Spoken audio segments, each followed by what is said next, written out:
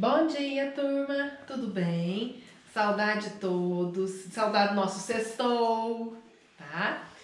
Brincadeirinha, mas precisamos ainda continuar em casa, né? Porque para um bem maior, e se Deus quiser, nós estamos já encaminhando para uma situação melhor, tá? Continuando as nossas aulas da semana, essa semana nós vamos continuar aí na frente 2, módulo 12, propriedades coligativas das soluções 1. Essa aula está na página 317 e 318, tá? Então vamos lá. Propriedades coligativas. No caso, nós vamos falar especificamente de tonoscopia e ebulioscopia, tá? Então vamos lá. O que é isso? Tonoscopia, tá? Tonoscopia vem de tônus, viu? Ela está relacionada com a parte de vapor do líquido. Do que vai acontecer com uma substância do líquido ao se evaporar, tá? Então aí é isso que está relacionado. E a ebuliometria está relacionada também ao ponto de ebulição, aquela fase lá que a gente força um líquido, né, determinada temperatura, passar para o seu estado de vapor. As propriedades coligativas, esse nome já pode de coligativo, vai ter, parece uma coisa ligada. Tá? Então ela vai estudar a quantidade de substâncias, de partículas que são adicionadas a um líquido e essa quantidade vai interferir em determinadas propriedades. Uma das propriedades é a capacidade do líquido de se evaporar, né? Que essa capacidade nós chamamos de pressão máxima de vapor, tá? Então, por isso que é muito relacionada, especialmente com essa capacidade do líquido de se evaporar, tá bom?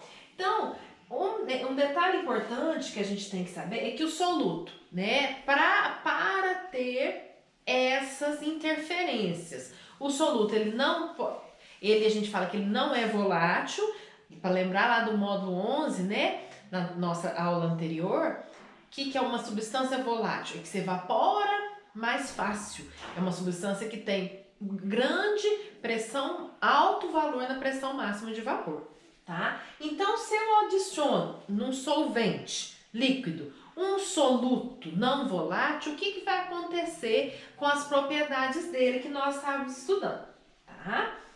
Então, no caso da pressão máxima de vapor, né, nós temos essa matéria, essa grandeza que estuda o que acontece com a pressão máxima de vapor de um líquido ao se adicionar um soluto não volátil.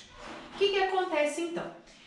Então, vai abaixar a pressão máxima de vapor, ou seja, vai abaixar a capacidade daquele líquido de se evaporar, tá?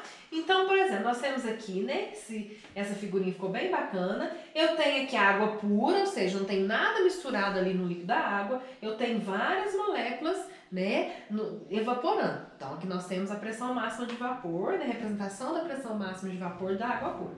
Já quando eu adiciono partículas, lá, o NaCl, o que acontece? Eu tenho menos, né, moléculas líquidas, moléculas de água evaporando, tá vendo? Tem bem menos. Por quê? O que acontece? Isso está relacionado com a quantidade de partículas que eu adicionei ali. O que acontece com essas partículas? Elas roubam a energia cinética do líquido, tá? Então elas meio que se ligam, né? Entre elas se ligam e prendem o líquido para ele não se evaporar. Tá? Então ele se evapora. Se ele está sozinho, não tem ninguém prendendo ele vai se evaporar. Mas se é alguma coisa coligado, ele vai demorar mais evaporar. Por quê? Porque para evaporar ele tem que agitar, tem que ter grande energia cinética. Vem essas partículas e roubam a sua energia cinética, diminui a sua capacidade de evaporar. Então o que vai diminuir se o líquido, né? Quando ele está misturado com um sólido, aqui no caso com partículas, nós chamamos isso de uma solução, né? Uma mistura entre solvente e soluto. O que acontece com a pressão máxima de vapor desse líquido? Ele vai ter a pressão máxima diminuída, né? Então vai baixar, porque ele vai diminuir a sua capacidade de evaporar. Como que apresenta, né? Como que aparece essas questões dos seriados? Em forma de gráfico. Então, sempre eu tenho um gráfico da pressão nas coordenadas versus a temperatura nas abscissas. Então, vamos, né, frisar o olho na pressão. Se estiver falando de pressão máxima de vapor, se a questão estiver relacionando a pressão de vapor, nós vamos olhar o lado da pressão. Olha aqui, ó, perceba, o solvente puro, olha a capacidade dele evaporar, está bem maior do que a solução 1 e a solução 2, tá vendo? Está bem mais em cima. A solução 1 está aqui e a solução 2 está mais embaixo, tá? Então, a representação é essa. Eu sei que essa primeira curva é do solvente puro, por quê? Porque ele tem maior facilidade de evaporar-se. Ele tem maior pressão máxima de vapor, tá? Olhando essas duas soluções, dá para perceber que eu tenho uma solução mais diluída e uma mais concentrada. Por quê? Porque olha a solução verde, ela está com muita dificuldade de evaporar, ela está quase aqui perto do zero. Então ela está com uma pressão máxima, vapor muito baixa. Então quer dizer que eu tenho mais partículas ali. Então tem uma solução com maior concentração de partículas dissolvidas ali, tá bom?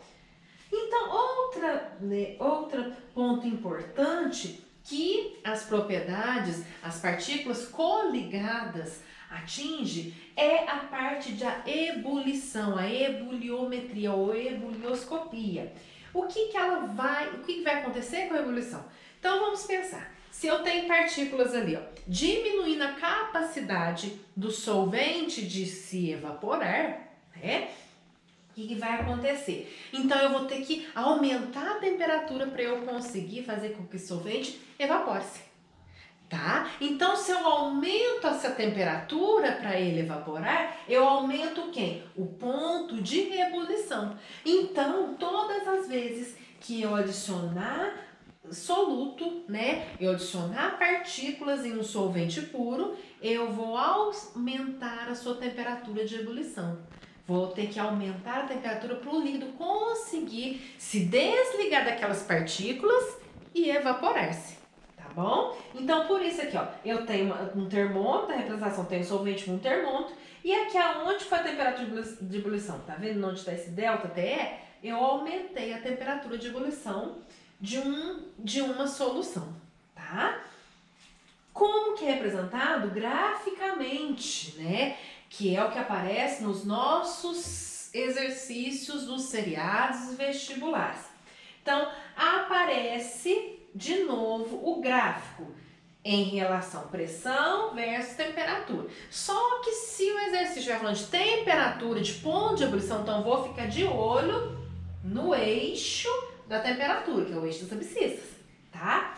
Então, vamos reparar, ó. O solvente, aqui aonde que ele tá, olha a temperatura aqui dele, pura, né? O solvente puro, não tem nada. Ele tem uma temperatura menor do que a solução. Repararam aqui? Conseguiram perceber? Tá? Então, por que o solvente ele tem uma temperatura de ebulição menor? Porque ele tem maior facilidade de evaporar-se. Então, uma temperatura eu já consigo, aqueço ali, eu já consigo fazer ele evaporar. Agora, quando eu tenho uma solução, ou seja, eu tenho partículas ali que estão roubando a energia cinética do solvente, o que acontece?